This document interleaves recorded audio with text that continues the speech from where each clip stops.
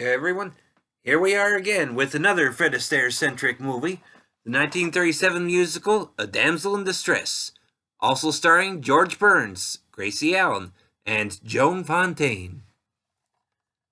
Now, the plot of this movie mainly concerns Lady Alice Marshmoreton, Joan Fontaine, who is now old enough to marry. The staff at her castle are all betting on who she will marry, with the two frontrunners being Reggie, Alice's aunt's stepson, and Mr. X, an American Alice had fallen in love with.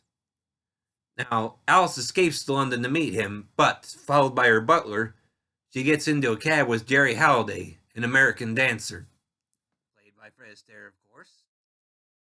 Now, one of the other members of the staff sees this and believes Jerry to be Mr. X, and thus decides to help encourage their romance so that he can win the bet.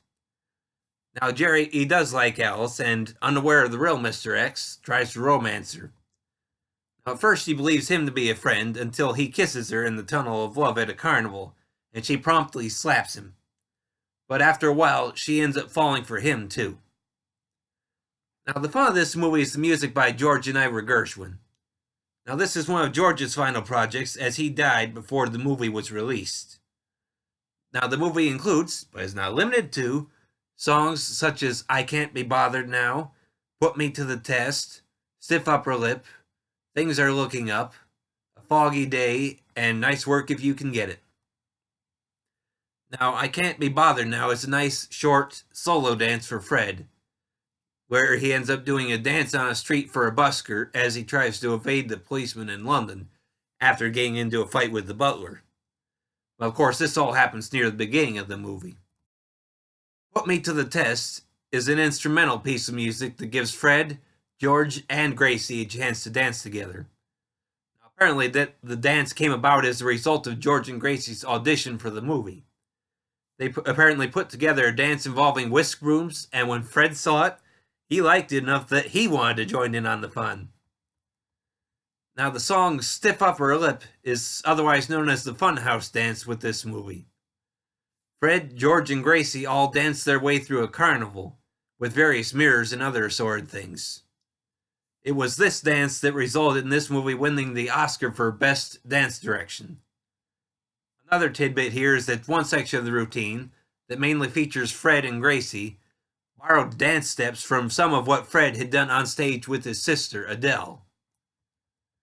Now, the song Things Are Looking Up is the main romantic routine, pairing Fred and Joan Fontaine. The music is what I enjoy with this song, although the dancing is only so-so, mainly because actress Joan Fontaine was decidedly not a dancer. It is nice to see her try, as opposed to the more modern way of using doubles. I definitely enjoy the old-fashioned way of trying to hide her ability, or lack thereof, through the camera coming behind trees or focusing in on Fred instead.